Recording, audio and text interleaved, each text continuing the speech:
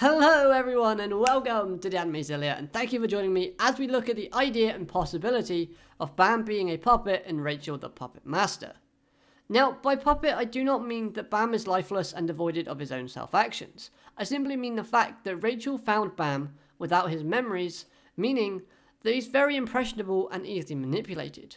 So Rachel's character could have used manipulation and certain words or command words to implant into his head to change his way of thinking or beliefs in order to help benefit herself later on. Now, this video will contain clues only found in the anime series, as I've not read the webtoon comics, nor have I looked into them. I do not want to spoil anything for myself, so for this video I'll be using information and clues only found up to episode 4, because that is where we currently are at the minute with the anime series, as of recording this video. But let's review what we know about Rachel so far. She wants to climb the tower and to see the stars, a very sweet, kind, and very personal goal that she has in mind. However, as the episodes have gone forward, she's shown to be quite desperate, because she's ended up teaming up with two individuals who seem very strong, and her team overall just comes across as very crazy and deadly. After all, they've got one of the highest kill counts at present time within the show, meaning that I think they did kill everybody competing on the lower floor. So there's that. Now, the reason why I bring that up is because it heavily contradicts the type of personality that we've seen from her character so far. In Bam's flashbacks, we've seen her be this kind-hearted and caring individual. And lately, she's been showing that she's clearly got something to hide, being that she's been super shy and unwilling to reveal herself to Bam's character. You would think if they're friends, she would be like, "Hey, it's me as well, hi, how are you?" But unfortunately, she's not. Maybe she's ashamed of the amount of killing that she's done. Maybe she's hiding something. Or maybe, it's just her being awkward. However, we've seen a lot of things from her character. Let's say, for example, she's been teaching Bam everything that he knows, and some of the things he taught him seem nice, honest, but some of the information that she adds on just raises my interest and raises my suspicion level for her character. Now you're probably thinking, what do I mean by that? Well, to give you an example, when she was teaching Bam about betraying people, she says, "Do not betray anyone, especially girls." Now, the first line of "do not betray anyone" seems logical and seems sensible, but the adaptation and adding of the "especially girls" part seems a bit suspicious in my mind. The reason being is, this could just be her personality, and her just trying to be awkwardly funny and not really working, but it could also be that she's trying to indirectly tell Bam not to betray herself later on. Because she knows that once she goes into the tower, she might have to do things that are not very friendly and not very to her character. And if Bam finds that out, he might betray her and leave her. And maybe that's what she's scared of. However, why do I think this? Well, if you look at that especially girls part, then it could basically indirectly tell Bam not to betray girls, meaning not to betray her. Because although anime makes it difficult, Rachel is in fact a female character. So without actually saying the words, she's kind of got him not to betray her. And why would she not want to directly say, "Don't betray me in the future"? Well, simply because that will create confusion in Bam's mind and make him doubt her slightly as a possibility and as a result. So to avoid confusion and just Bam going crazy, going, "Why would I? I'll never do that. I wouldn't. I trust you. I like you. You're my friend." Then obviously she would just say, "Don't betray any females whatsoever."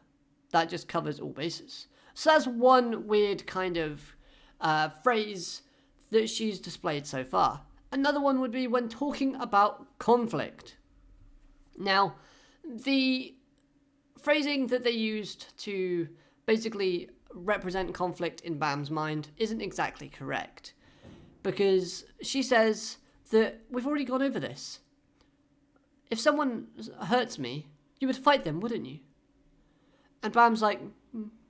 And then she smiles and pats him on the head, telling him basically that he's correct. Now, that basically, in Bam's mind, means that anybody hurting Rachel is in fact committing a conflict. So that's not right in a logical sense, but let's just say it creates a situation where she's on a different team to Bam. After all, that's what we've got so far. And let's say Rax starts to fight Rachel and potentially hurts her.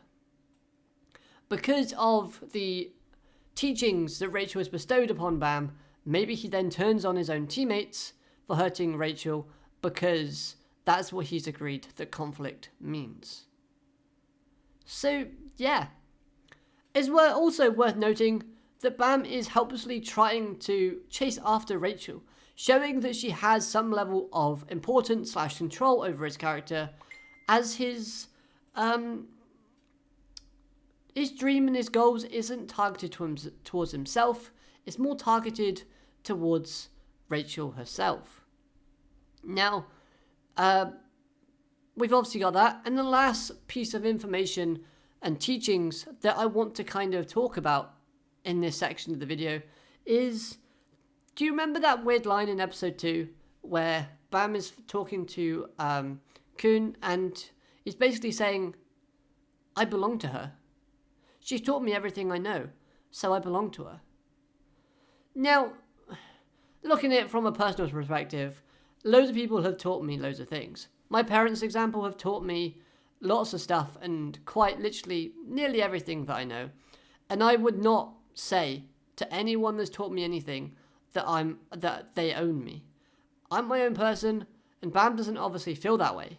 So maybe the conversations that him and Rachel have been having have kind of made him realize that without her, he's nothing.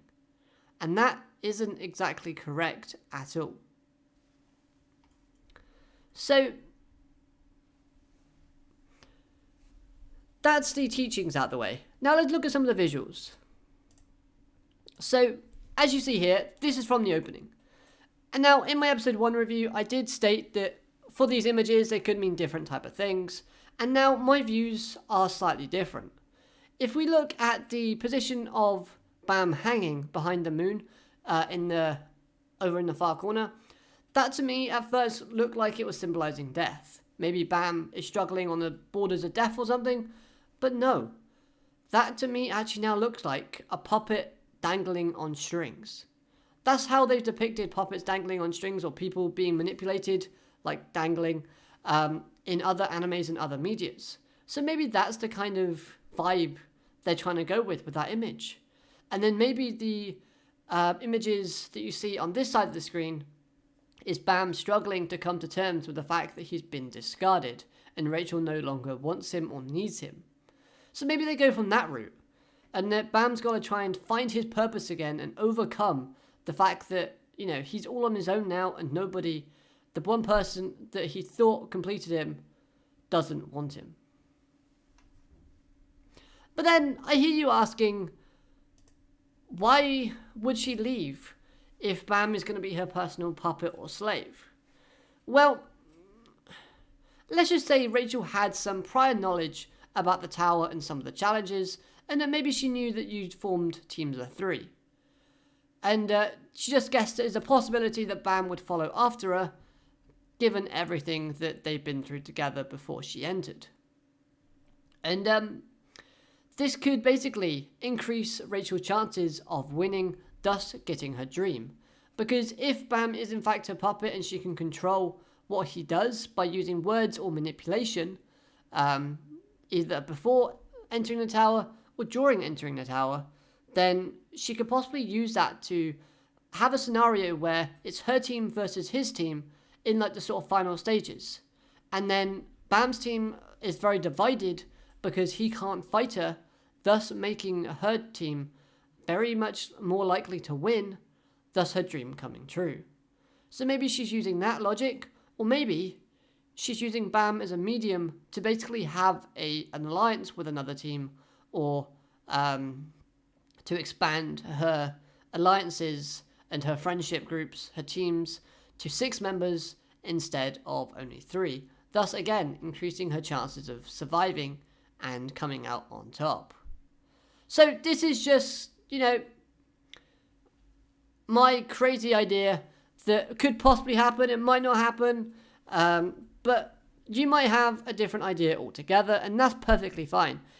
You may have read the Webtoon comics, and you might be laughing at me going, he's got it completely wrong. What an idiot. And that too is completely fine. Either way, I'd love to hear what your thoughts are on this matter. However, I do want to just ask, please do not spoil anything if, you do in fact know what's going to happen in the future episodes, as, people haven't read the comics as such, so not everyone wants to be spoiled. But nevertheless, I do want to hear all your thoughts down in the comment section below. If you like, why not join the Discord server, where we talk about anything anime, manga related. The link will be in that description as well for you to follow. It's free, it's fun, and hopefully you'll enjoy it. Other than that, I hope you have an amazing day. Hope you enjoyed this video. Like if you did, subscribe if you're new so you never miss a video from me. And until next time, I've already said have a nice day, but arigato, matane, goodbye.